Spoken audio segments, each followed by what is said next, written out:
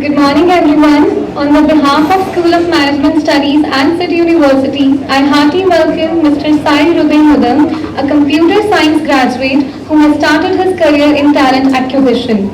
Sir is currently working as a senior executive at Talent Acquisition Department at one of the leading gaming firms in the world, PTW, Pole to Win International. Mr. Sai Ruday has organized 3 TEDx events and has been a part of more than 4 TEDx events as a curator. Sir has also delivered sessions to 10,000 plus students across various colleges on career building and entrepreneurship and is currently mentoring 10 startups which are founded by students. Sir has founded an educational technology company, Spunup, a tech company which focuses on unlocking hidden potential of students and making them industry ready. Thank you so much, sir, for taking out your precious time today. I'm sure the session will be fruitful for all of us. Thank you. Yeah, can you guys hear me? Okay. Good morning, and thanks to the team to inviting me to give a session to you guys on idea validation. So let's start. We'll start with the today's session, and I'll before starting about idea validation, we'll think about what's the major reason. We have huge number of startups coming up in India, and on average we see more than 30% of them are failing. Now, what's the major reason for startups to fail at a large scale? And if we analyze that, we have found out that more than 15% of startups are failing just because they are not finding the right amount of idea, or they are not able to validate it in the right way. So the session is today about how do we validate an idea, because I guess many of you are interested in starting a startup. So how many guys among you want to start a startup? Only one guy? See, there are huge number of fundings available in India. Trillions of money, you can take an example of Oyo. SoftBank from Japan is funding it somewhere. So that's the economy. Going ahead, the amount of jobs which you get would be less, and the more amount of opportunity in startups will increase. So we'll start today's session. To talk about any idea, there are 3 phases which I have deduced. You can validate any idea in the 3 phases. The first phase would be identifying the idea and doing the assessment of it. The second phase would be understanding that market segment and market sizing. The third would be understanding the competitive advantage. So I guess you guys are from an MBA background, right? All of you guys. So cool. So first we'll start with understanding the identifying the market, identifying the idea. Next slide, please. So before understanding how to identify an idea, I just want to find out what is your definition of a startup? How do you define a startup? Starting something from scratch. Okay. Anything else, guys? It should be a two-way communication. I guess you are really good in talking, and you can reply. And no answer is wrong answer over here.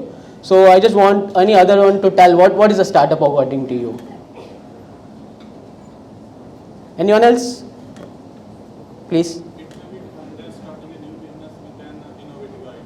Sounds good. Yeah. So when we want to define a startup, it's nothing but a venture with an innovative idea in the segment of product or service, or either a process which is going to disrupt the industry. When you start a startup, it's not just to give product or services. You have to disrupt the market. For example of Jio, they have disrupted the whole market of a telecom industry with launching of 4G. Just imagine the days where you would have bought 1 GB data for 300 rupees, and just imagine now you are getting per day 1.5 at some XYZ cost. So that's how the market is, that's how we can disrupt the way the market is built.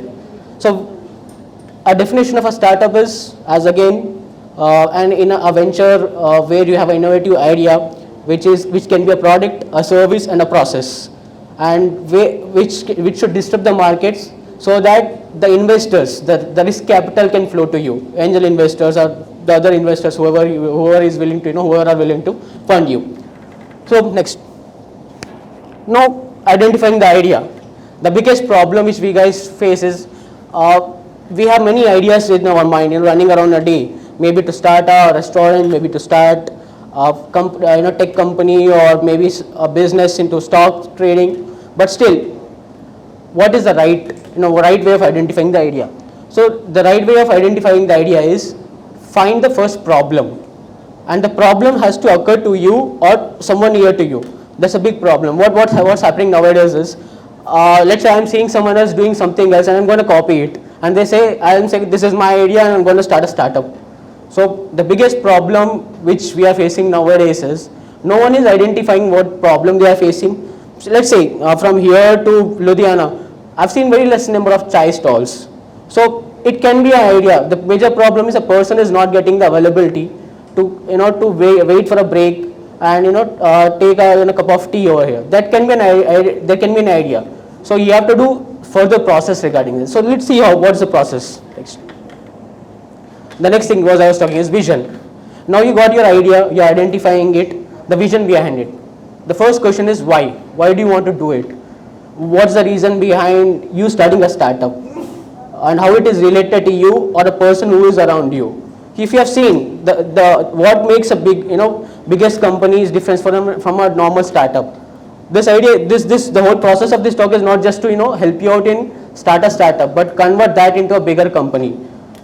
Maybe a company at a multinational level. How does that happen? The vision is why. So throughout this session, we'll be looking at an example of a Redbus, a platform where you can book tickets from multiple aggregators like bus, railway, and flight. Next. Okay. This pattern of the talk is I'll be giving you assessments after certain segments. So once you understand your idea, once you find a problem point, I want you to go through this assessment. I'll be sharing this presentation with your concerned coordinators. So the assessment is identify the pain points. So what are the problem points which you have identified? Let's say, for example, we have seen an example of Oyo. Before Oyo has arrived, the biggest problem is I don't know how to book a hotel or a stay. There were many aggregators, but not at that level. There was Make My Trip, XYZ, other guys.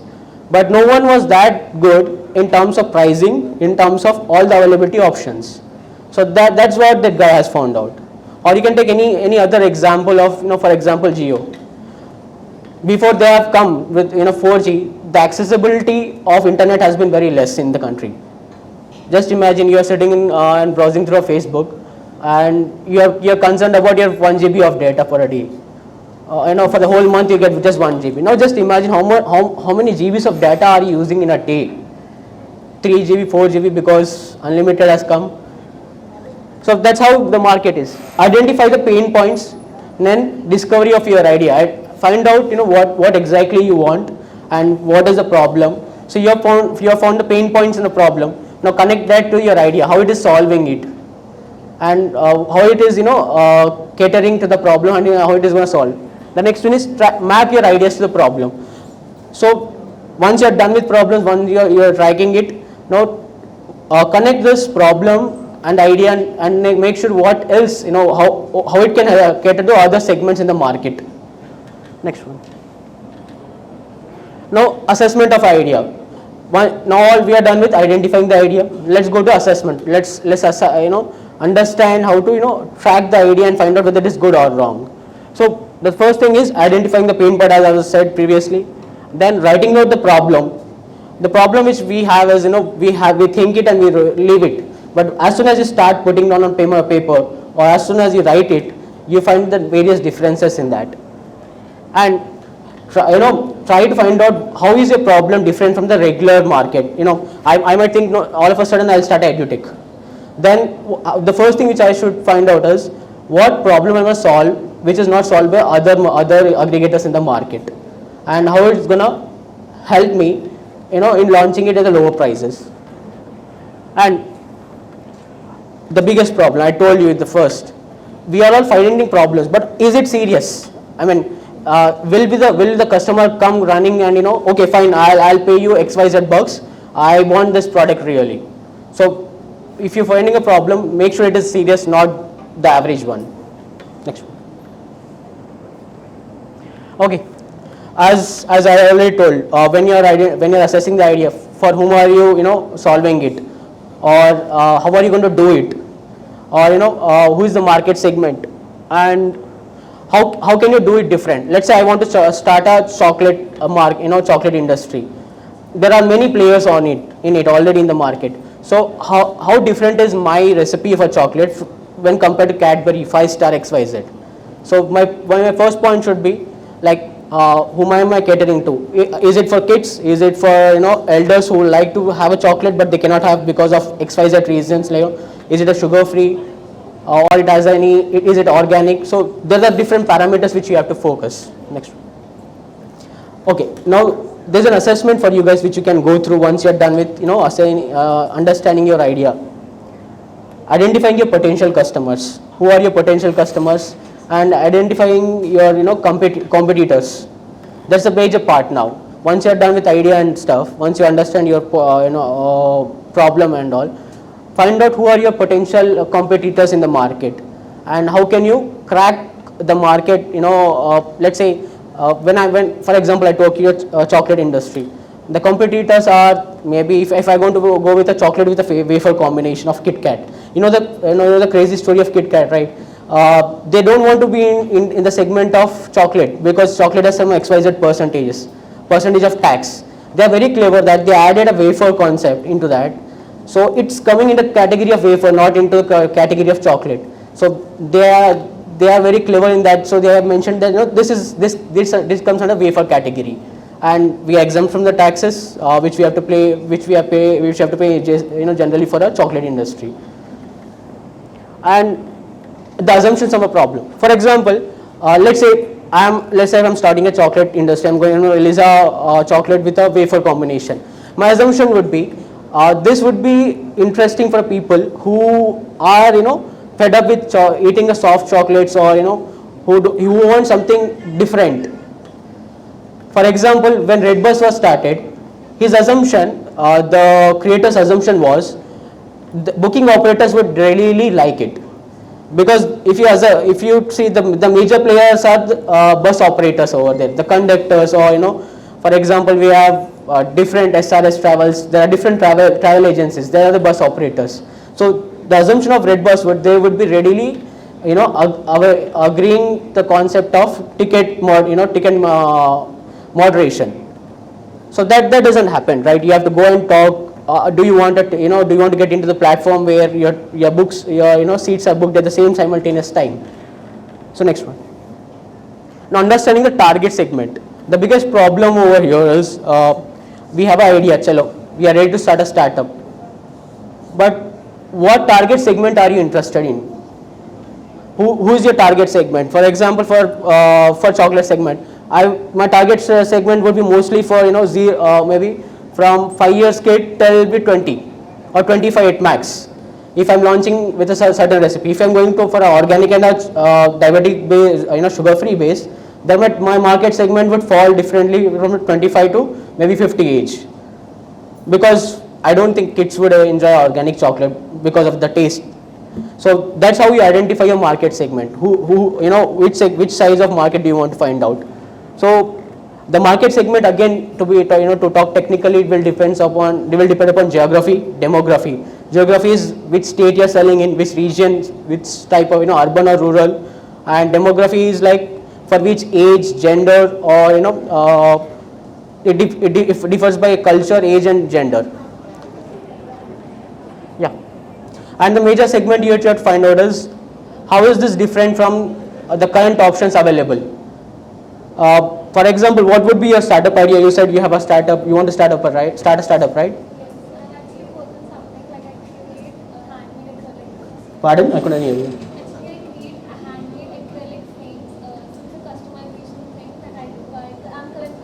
Okay, so let's take a case study of your good name, please. Pardon? Okay, Kirat, right? Okay, so let's assume the example over here. So she wants to create a handmade acrylic designs with the customization. Okay, so the target segment would be people who are interested in decorating their interior design, interior home.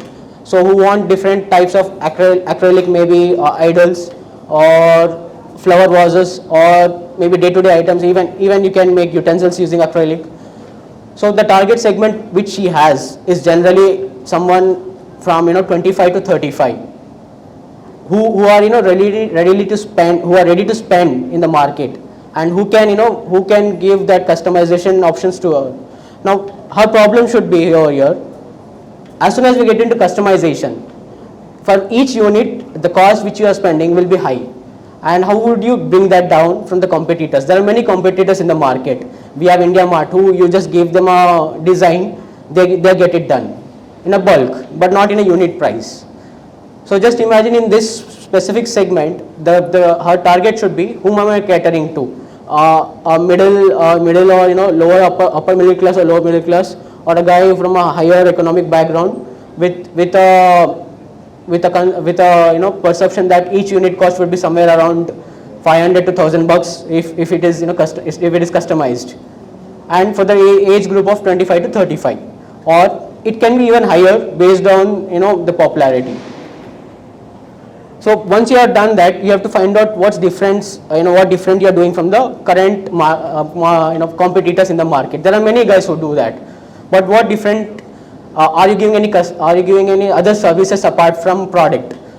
Now the biggest thing which is happening in the industry is collaboration of a product with a service. Let's say you're sending them acrylic as well as a service in the sense whether you're giving them any other services apart from giving awareness of how to use that acrylic, or are you giving them a session about what not to put in the acrylic, because it's a chemical component which reacts with some XYZ.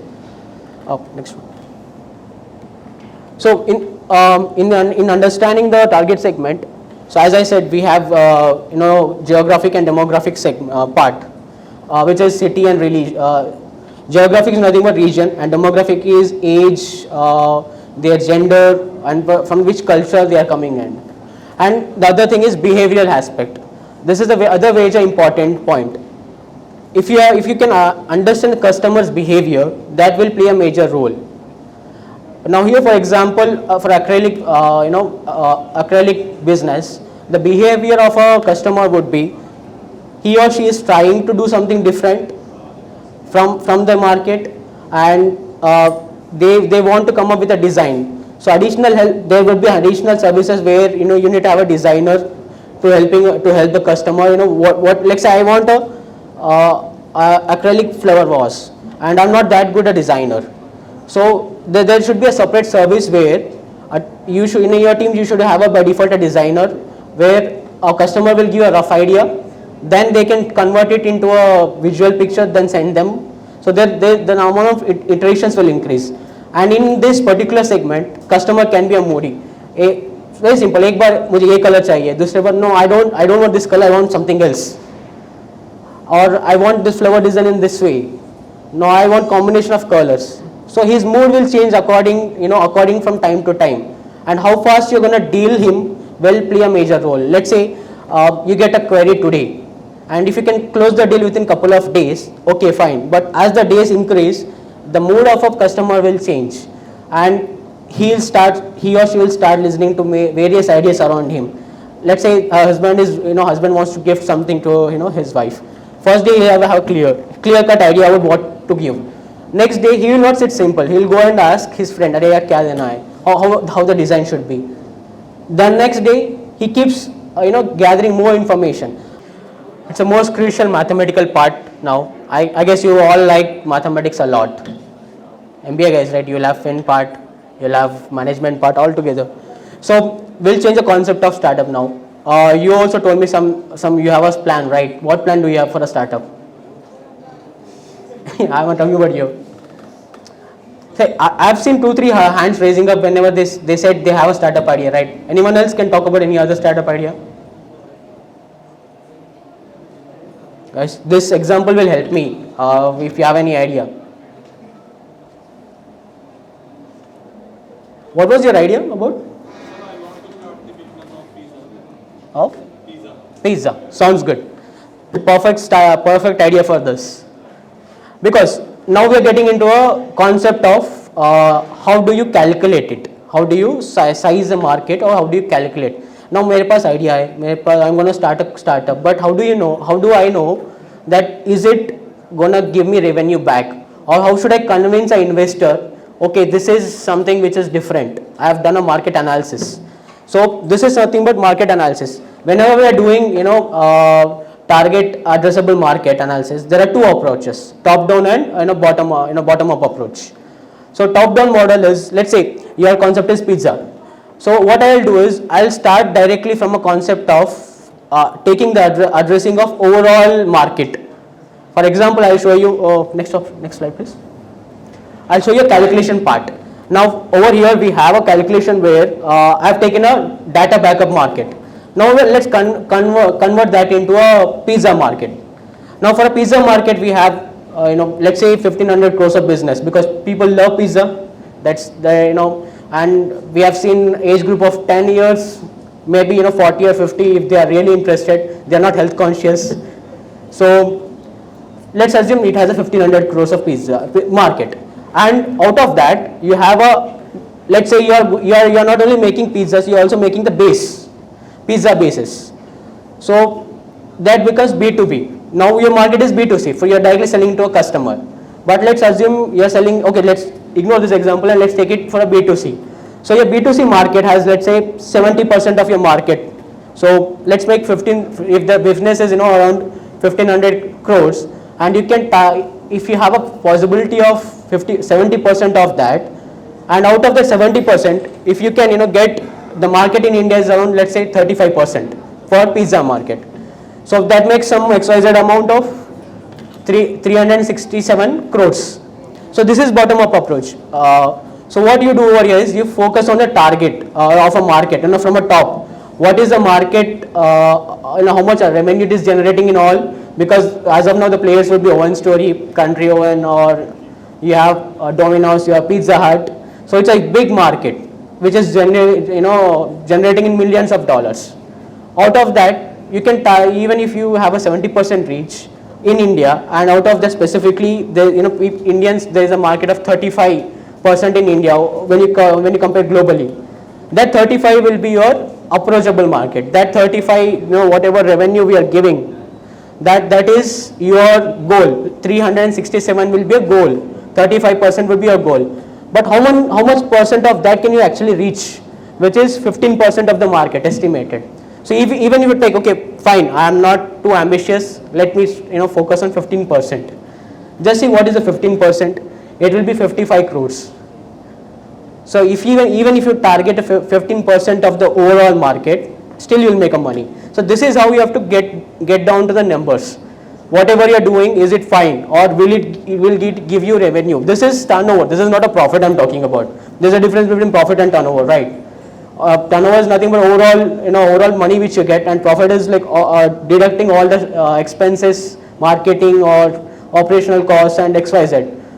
So this is the turnover. Now let's focus on bottom up approach. What it is about? Top down we are understanding. It's giving a good picture. Bottom up model is a bit different. This is something which is most interested by many investors, because it will give you reality. For example, here we have a concept of software as a service product, but as what's your name? Akash. Akash gave an example of, maybe he said pizza concept, right? Let's assume India has many huge billions of customers, but let's assume there are only 1 lakh customers who like to eat pizza on a day-to-day basis, or at least alternate day basis. They cannot eat pizza daily. But on average, let's say on average every day, 1 lakh of users eat pizza. Every day you get 1 lakh of orders. So 1 lakh into per unit. Per unit, let's have an average of 200, maybe a pizza for 200 on average. Because few guys like veg, we like non-veg, there will be a pizza 50, or there will be a pizza 500. So on average of 200. So that makes 1 lakh into 200. That's your actual business which can happen. So, and that you can do per day. If that is per day, convert that into a year. So that will be a total revenue which you can get. So that is something how you approach an investor. most of the investors like the bottom up approach because it will give you per unit cost. For each unit which you sell, what's the cost and what's exactly your market, how many users you have. For example, if you see over here, we have a software as a service. So software as a service, like cloud platforms or any other software which you sell it, and which you build and you sell them. So what happens over here is, let's assume there are 52,000 customers, who want to take that service, and let's assume each software I'm selling for 12,000 per year. So what do I get at the end of this? 6.24 as a turnover. I'm saying it's not profit. Don't be happy that okay fine this can happen. It's a turnover. After you remove, hardly you will get maybe 10 or 5 crores as a profit, because you have too many things to handle over there. So always remember, when you are going to pitch to any investor, when you want to pitch to any funding venture capital firm, go for a bottom up approach. That will give you a better insight. Top down approach will look like, wow, industry is good, I want to make a money. But this will give a reality, entire different scenario. Because here you talk about unit prices. Next one. Yeah, this is another important concept now. Analyzing your environment. The problem is, we start, ho gaya chalo, first we sell first lot, second set of units will go, third. After 6 months, we're like, what happening? Where am I losing money? I'm getting money and I'm losing money at the same time. On a paper, it shows I'm selling maybe for you 200 orders per day, but every month, what's happening? I'm hardly making out $1,000. So where is the problem? Then the major thing will come over here. Analyzing your environment, demographic, technological factors, social cultural factors, economic factors, and political legal factors.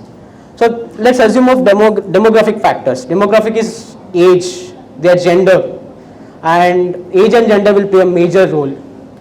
Let's say you are making a pizza and you add olives, you add Karela in it, you add XYZ. You make it too healthy. Do you think people will buy it? The demographic age, the gender of 10 to 15 or 20 to 12, I don't want this, I'm not that health conscious. Chodo. Just try adding more cheese and paneer. If you are non-vegetarian guy, add more nuggets of chicken, or make it a tandoori based chicken pizza. Then imagine your sales. So even your product design should be based on which demographic you are targeting. And what problem which many startups are doing is, they are focusing on a very small demographic factor. I've seen startups which are only focusing on age group of 30 to 35, or there are funny startups which focus on only 40 to 45. But what percentage of India are in 40 to 45 or 50 to 60% age group? Very less. The Indian population is more into the youth sector. We are one of the leading guys in youngsters. So that's the biggest key part for your market segment, market plan which you have to make.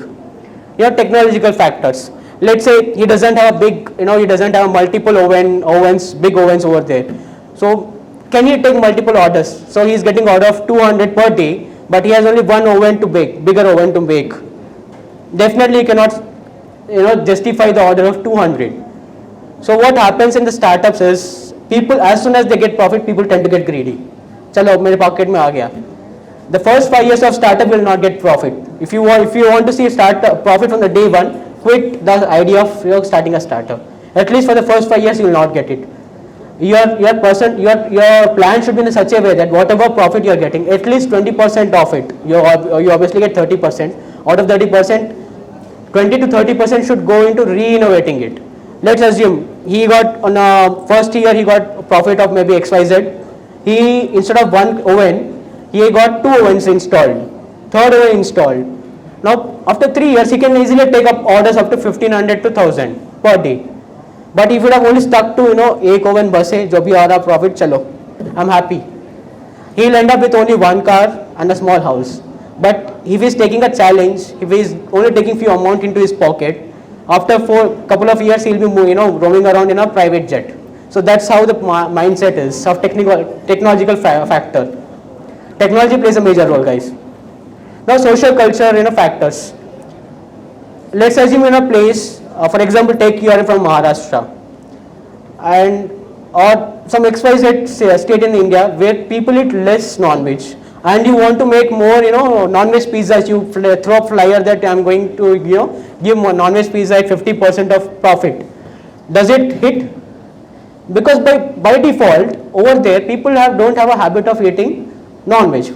In that, we have, for example, in Maharashtra, we have Shravan Mas or some XYZ months. In that particular month, no one will touch non-veg. And you, without knowing that, you send the flyers that, I am gonna give 50% off, and you get the product ready, will be a big disaster. So understanding the culture and social culture of the area where you're doing marketing or where you're launching a product is very important. Next is economic factor. This is something which will help you a lot. Okay, for example, she is going to acrylic business. In order to make more profit, let's say she is taking per unit, per reselling one product, she is selling at the rate of 5,000 or 6,000. Will everyone go for it? No. Again, it targets a different economic sector. So whenever you're designing a business plan, you should also have analysis of how many people in India are ready to spend at what amount. See, I've seen many rich guys, though they are rich, they will not throw 10,000 or 20,000 at your face. They'll still be keen about how much amount they're spending. It may be 1,000 or 500. So you have to factor in the pricing specifically. What economic factor are you, to which economic class are you targeting in, and is it satisfying it? And political legal factors. This doesn't happen in day-to-day scenarios, but be careful whenever you're doing a startup or whenever you're launching something regarding to it, or whenever you're putting a marketing creatives. Make sure that your message doesn't hurt the local agendas or political agendas of particular state or particular local area or particular country. That will land you in a big problem.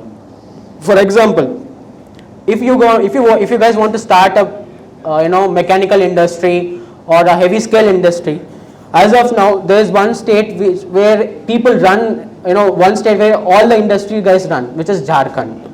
In Jharkhand, since it has found very recently, they have removed the taxations on industries, heavy industries. So whoever is the heavy industry, they'll go there and set it up.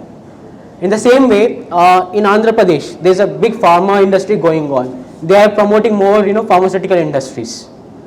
So understand how political factors can also help you out, because taxations are huge. Whatever taxations will be, it takes away at least 20% of your profit. Then what do you get at the end? Kuch bhi nahi. Okay, this is the last. I know you are fed up with too much of technical stuff at the same in the same time.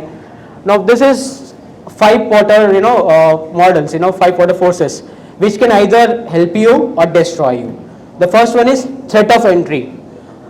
This is another big issue which we never focus on. I want a startup. Okay, chalo, maine idea likh liya. I have a money. I have friends and family who has given me money. Let's start it.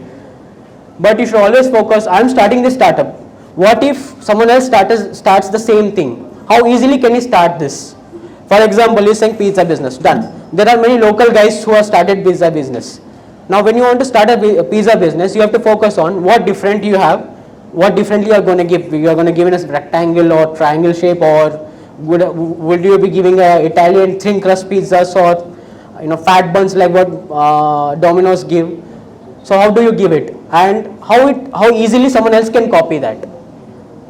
If someone else can copy that easily, then you are in a danger zone. Then whole game will fall on marketing. Your per customer acquisition cost will increase. Basically, you spend 30% of your revenue in marketing, but your marketing cost will increase to 40-50% at that particular time. Then you'll get into losses. So when you are getting to industry, just focus on how easily someone else can start that. The next one would be buying power. So whoever you're selling, let's assume the telecom industry of Jio now. We are the buyers who have a lot of power. Let's just assume overnight he has made it 500 for a full-time plan. People will start this. They'll readily jump into Airtel and some other field. What happens? It is very clear that as a buyer you have a lot of power over there. So whenever you're starting a startup, when you're keeping XYZ, let's say you're selling a pizza at 200, you should see, does customer has a power over there? Let's say if someone launches at 100 rupees, will they go runningly over there, or they're okay, I am okay, this guy has a quality of 200, then I'll go to him. So buyer power is very important. If you see in the telecom industry, or if you see in the clothing sector, the pricing and the buying power will be huge. The next one is your supplier power. The biggest supplier, or for example, if you take acrylic, or if you take pizza, acrylic supplier will be raw material. What will she do if raw material guy finds out there is a big industry for this? Instead of selling at 100 rupees per kg, I'll sell it at 500 rupees per kg. Gone. The whole business is crashed. So whenever you are planning, when you have to take a raw material from someone else, we call them a supplier power. So you should always have an alternative, plan B, plan C. If this guy gives me a hand, I will have someone else whom I can take a raw material. And trust me, in India, more than 30 to 40% of startups fail just because of supplier power. You might have heard a lot of times in Shark Tank and somewhere else, manufacturer gave a hand. Manufacturer is nothing but a supplier power. What happens is, as soon as the supplier and the manufacturer comes to know that, okay, there's a big demand for that, they increase the price. Or at a point of that, they'll copy your idea and they'll sell it to someone else and they'll do it. So you have to be always go with multiple suppliers, not just only one supplier. Ye mera dost hai isliye iske saath jaunga. No, don't do that kind of stuff. For you, the raw base, if you're not making your dough at your restaurant, if someone else is making a dough and selling you, then you have to have multiple suppliers. Because as soon as that guy will come to know your business is good, he'll increase the price. That will affect you increasing the overall price of a product. That will affect your sales. So they are very careful. The most dangerous guys in the whole business for you will be suppliers. And then is threat of substitute. ये तो होता है रहता है. For example, when you see, we always hear there's a copy of your product. You launch it within a short span, there'll be a copy of every product. Whatever we see, nowadays it's very difficult to understand what is real and what is raw, what is fake. Now, how easily can someone give you a substitute of it? Anyone else is planning a product-based company over here, maybe of a phone or maybe of some XYZ. So that threat of substitute will be high for you guys. If someone can copy you and give you a better alternative for you, that will be a big problem. How do you solve the threat of substitute? Next slide will tell you. So competitive rivalry. You have seen the big example of competitive rivalry is in telecom sector. You have seen people, Jio, Airtel, Vodafone, they are fighting among themselves. If one will increase the price, the other guy will decrease it. Then the whole market will disrupt. So the biggest drawback which you have to focus when you are starting a startup is, what if someone will come and decrease, sell you at lower price? If he's going to sell at lower price, at what level will he go? For example, you're selling acrylic designs at the cost of 500, but someone comes and he'll say, okay, I'll sell it at 200 or 100. That will be a bigger problem. But can he really do that? You have to understand it. People, okay, they'll say for maybe for 6 months he might sell it, but after 6 months the operational cost will fall on his head and he'll give it up. But can you sustain that until then? Can you keep customers in hold because of your unique USP, unique selling point? Can you keep that? Do you have a separate selling point, unique proposition which you keep, which keeps your customer at bay? They don't jump ship just because someone is giving at lower cost. Next. So this is the assessment which you have to go through. Threat of new entry. Find out which businesses are there in your same segment, or which guys can come into your segment.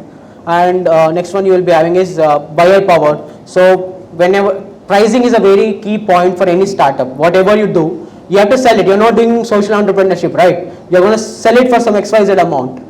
So the way you have to analyze, okay, fine, I'm selling at 100 rupees.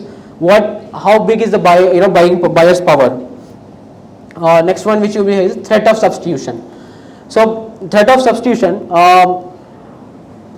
how easily a consumer can find another third-party product of if your product is launched. You're launching a software.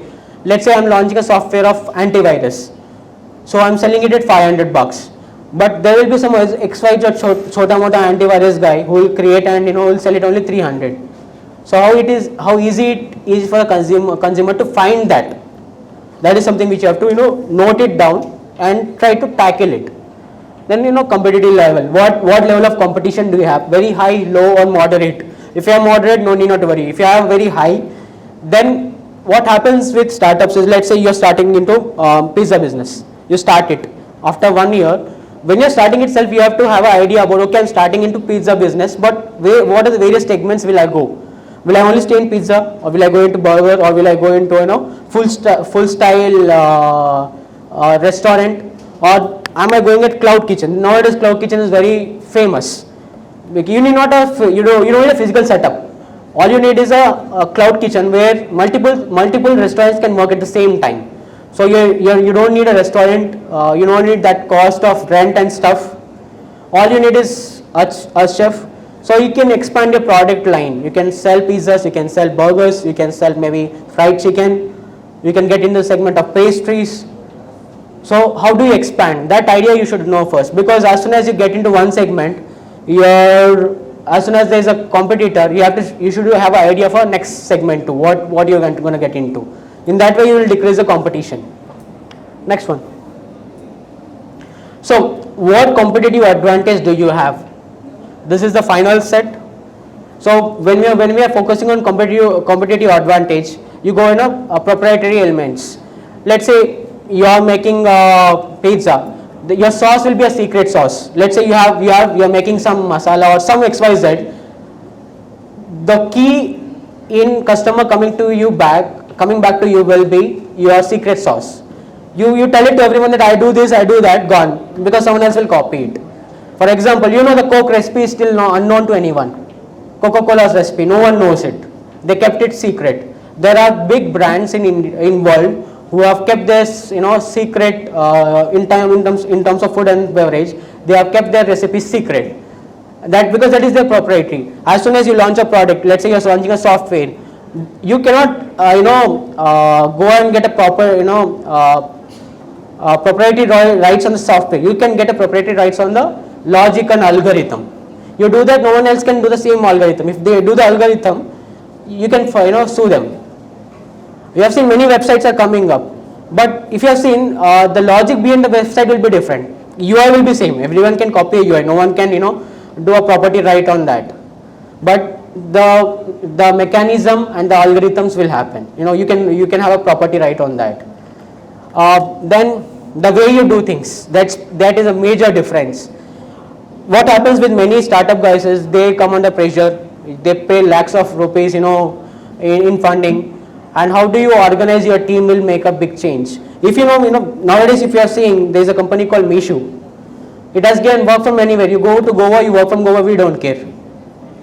So that's a different set. It has stayed in the news just because of that. For the next 4 to 5 weeks, people went talking about Meesho. It's an e-commerce website, because everyone are calling. Amazon is calling, Flipkart is calling back. They are saying at least some part, not everyone, at least some employees come back to office. But Meesho, very clever. We are giving 100% work from home. So just think how cleverly they have orchestrated this small concept, and how popular they have got. People might have searched what is Meesho. They might have bought few products from there just because of that. We have seen in LinkedIn. So the way you organize the process, the way you organize the team will play a major difference, specifically for startup. What happens in industry, right? There's a common myth that startups will never pay you huge. Startups will always, you don't have a job security in a startup. That's a major thing we keep in mind. But I started working from a startup. I learned a lot of things. I was never out of a job because I was working with a good guy who had a proper idea, who knows how to manage his finances, who knows what is right and what is wrong. So that's how it is. Not every startup will be in that way, because if you're going to start a startup, that is very important for you guys, the way you organize the process. And business model differentiation, the pricing, the way, for example, you have a subscription, you can go for a subscription model. I've very rarely seen in pizza business subscription model. Rather than buying every day or weekly twice, you can launch a subscription of maybe 100 rupees or 200 rupees. and if you have that subscription model with you, we'll give you 20% or 30% off. How Swiggy is doing or Zomato is doing subscriptions. The thing with that is, the funny part, I guess you guys know Big Basket, right? At this point of time, Big Basket has some, almost around 1.2 billion just lying in their wallet. No one is using that because of subscription and wallet option. What they are very clever. You buy it from wallet, there will be 30% and 50% off. Now, at any given time, they have that XYZ amount of money with them unused. Subscription model. Let's say he is going to launch a subscription model. Even if 1,000 customers are taking a subscription, your initial amount is done. You will get maybe 2 lakhs of worth of amount. That gives you a lot of revenue encouragement. And even if let's say your initial cost of making pizza is 100 and you're selling them at 150, 180 after discount, you still make 30 rupees, no problem. But you still have that 2 lakhs advance with you, which they have got it for subscription. Customization, you can go for a subscription. So that's a different model. So there are different models in the market which you have to analyze which model is useful for me. Pay-per use or subscription or some other new way of concept. Next, let it be. So business with network effects. Advantage in the market is how big is your network? How good are you in the market? How well connected are you? You have to go to multiple events, startup events. You have to visit to multiple tech summits or startup summits. Connect with people. Don't have अरे यार अगर मैं इसके साथ बात करूँगा तो ये मेरा idea छीन लेगा. Don't have that kind of concept in mind. Talk to people. Don't tell them the whole story of your idea. You can tell them until certain point. Okay, this is what I'm planning, but don't tell how you want to do it and what is the logic behind it. Go to trips, go to communicate with different people from different background. If you are in Punjab, don't stay in Punjab. Travel to north, travel to south, understand the market over there. You cannot sit and run business over here. You need to know how business is happening in different parts of India. India is pretty big, and Suzuki, this Maruti Suzuki stuff and Honda City stuff, right? They have taken 30 to 40 years to understand only Indian market. And then they have got separate and they started launching it. So understanding Indian market is not that easy. If you understand the Indian market and Indian consumer, you are in the shortest way to become rich.